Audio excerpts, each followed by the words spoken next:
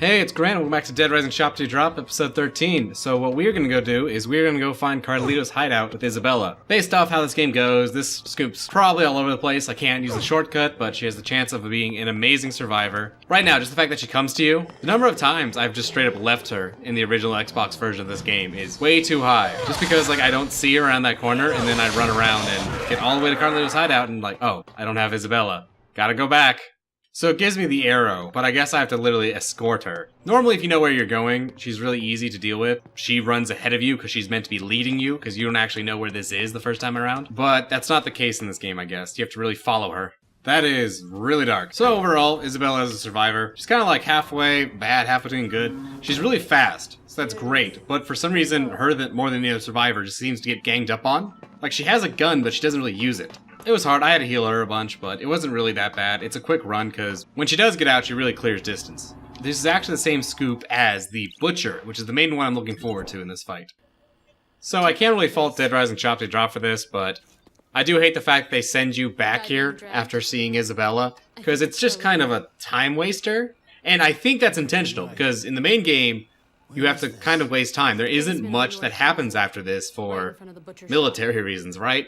So I think they try to pad it a little bit towards the end here, so you don't have to wait as long, which is something they've already done, which I didn't care for, where after a while, once you do the facts and the military shows up, there's nothing to do. And I've always thought that Dead Rising 1 should have had some kind of mechanic where you can like sleep or something to pass the time. Anyway, we're gonna move on to the Butcher. I have high expectations for this boss fight. Let's see how he works. Okay, so on the fly strats. So normally the way you can beat this guy is you just hit him with a sledgehammer. It's very good there, but we're gonna have to improvise. He does not aggro you by default, so I'm actually gonna switch guns a little bit without looking at him because that might trigger him. But I want to get this and line up a good shot and hopefully get some stuff off before he actually comes after me. Oh, he's gone. Fast. Oh, just barely. So I'm just mainly working DPS because he has so much health in these games. I really don't know any idea of what kind of strategy you could use to fight him. I guess maybe try and kite him around these tables.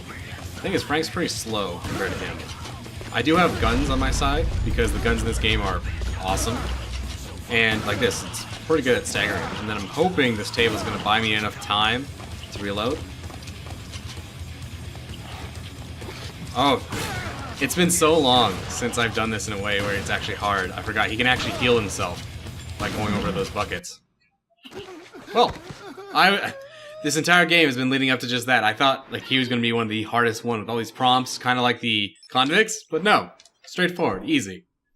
I did buy that gun. That's a better shotgun. It's the riot gun. Okay, and we're back. What happens? Does it just go straight into the military? Does it make me do one of those worthless scoops, like I did with the killing zombies in the entrance plaza? How do they start showing the passage of time? There's still like 12 hours, but the game doesn't pass time. It just jumps you to the next scoop, assuming enough time has passed. I'm probably going to go back to Jesse. I'm going to go see the cutscene with the military actually showing up, and that's probably going to be normal. But past that, I don't actually know how they're going to get from A to B. In the original Dead Rising 1, one of the worst designs is the fact that to actually get the best ending, you have to talk to Isabella at like 10 a.m. And I don't think they actually tell you that. I think maybe she might call you at 10. If you're waiting at the helipad, you're very pressed for time to run back, talk to her, and get back again in those 2 hours, or 10 minutes real life time. So I'm hoping there's nothing like that. It's just kind of like this weird hidden objective.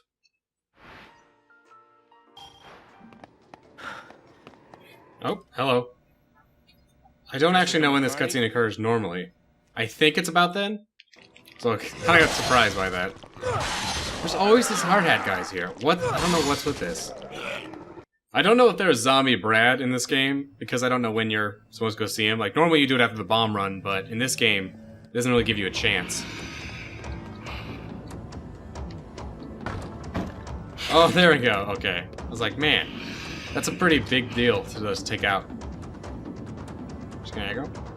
Bam.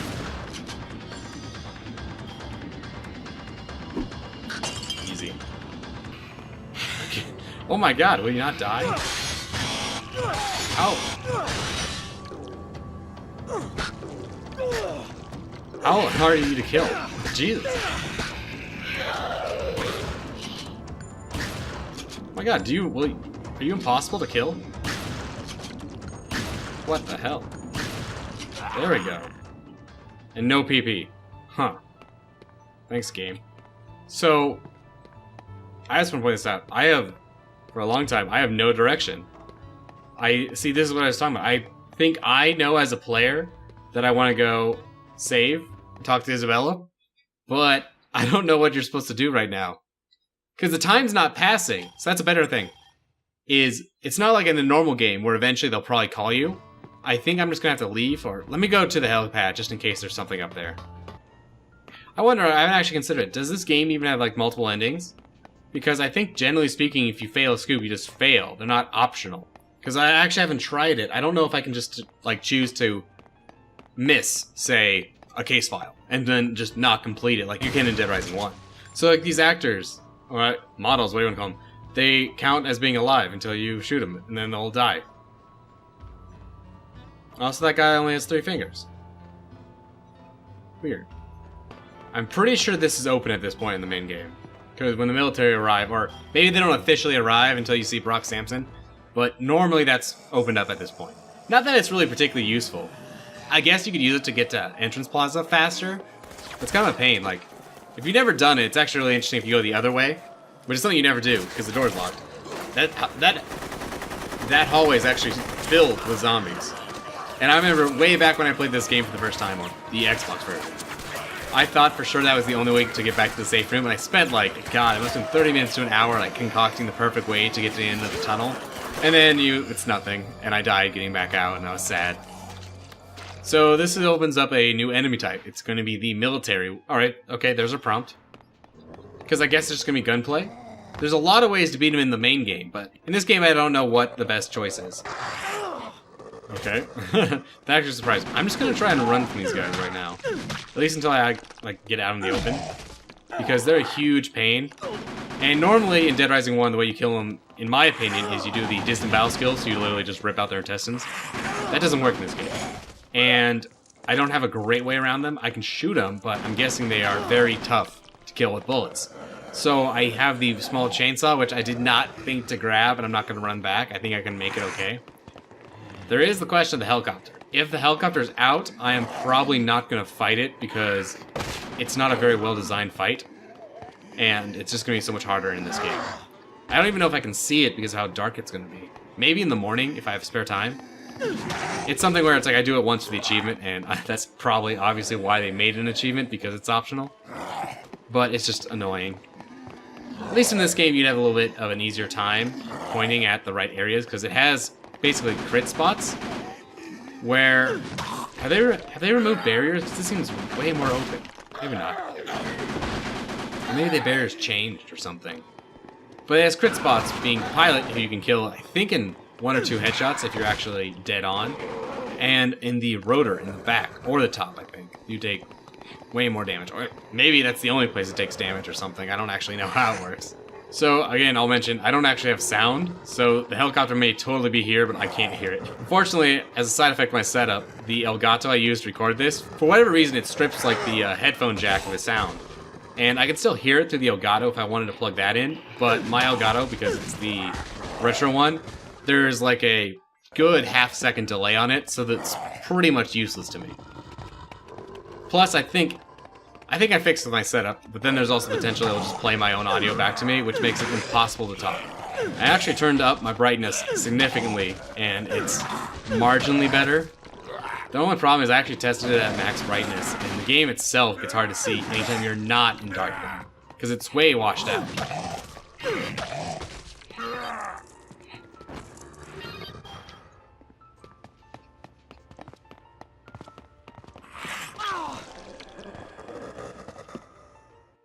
Okay, so I think this is that time passage significantly because it was nighttime. Well, it was dusk when I went to go fight the butcher, and this is day. But I don't think this is like 6 a.m. I'm pretty sure this might be like 9 at least, which means there's 3 hours in game that I still have unaccounted for. Okay, I think that's it. I think I just have to go to the helipad, and that's it. And I'm hoping I don't have to do something else to trigger overtime mode. Because, again, there's no, like, time passage. So I'm expecting that if I do have to come back, there'll be just a prompt, probably just a call on my little transceiver. But I'm just so scared, because it's happened to me before where I forget to check like one little thing off, and then the entire run's kind of invalidated. Just because it's like, ah, shit, I didn't save in like an hour, and now I just have to do it all over again. No drones yet. Okay, I'm gonna look up no helicopter either. I'm guessing that's just not part of the game. Or it might show up in overtime mode where they don't need to spawn as many zombies on the ground. I could see it being an enemy that's like, yeah, this just doesn't work in our game, so we're gonna leave it out. This is always like one of the best parts of Dead Rising. I always thought Dead Rising, it's a game that only gets better as you play it, and it starts out pretty bad actually. But once you're to this point, you're probably pretty damn familiar with the game, and it does feel like they kind of took something away from you now that the zombies aren't here. I just had this thought. Do you think that these are real palm trees in this mall, or fake? It never occurred to me. I just always assumed, but this could all be fake. I would think it would be fake, honestly. In fact, I don't even think these palm trees go with this area. Makes no sense to me in retrospect. Much less the entrance plaza. I guess it just makes it feel like really tall. I don't think I've come up here in the day since the very beginning of the game. Hey, here, moment of truth.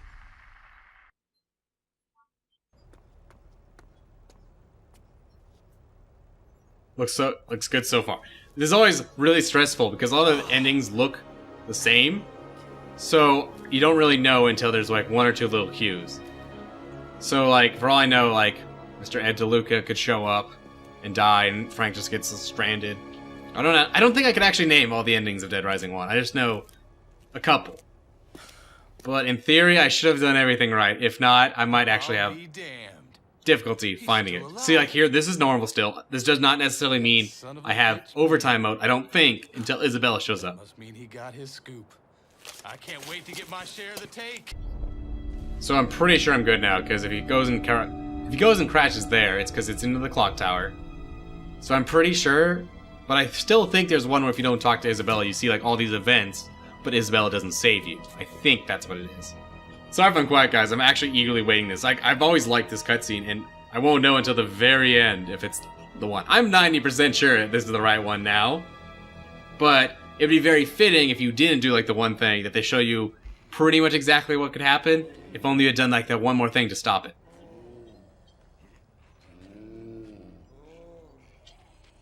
But I think the game might end there, and the next cutscene is part of overtime mode. Yeah. It just seems to cut to this, right? This is overtime mode now. Which I don't think this game makes a distinction. I think it just keeps going. And I never really thought there was a reason to, because it'd be really rare that anyone would want to play just overtime mode. Like, I know there's cases, like there's actually a whole speedrunning community based around running overtime mode in Dead Rising 1. Because it's like the only game of Dead Rising you can, besides Dead Rising 4, I think.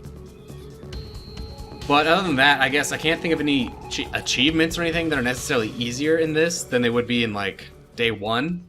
But I guess you could. Or, like, if you wanted to farm PP, it wouldn't be bad to do the soldiers. But...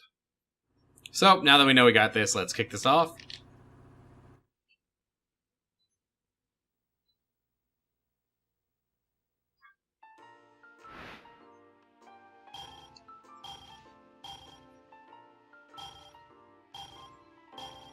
Okay, so I'm actually probably going to go ahead and save here, and I'm going to leave overtime mode for the next episode. I want to do at least one more week of this, and this might end up being a little bit short of an episode, because I notice the more and more I play this game, the more and more I cut, and I just really wanted to like pack it down and make it valuable.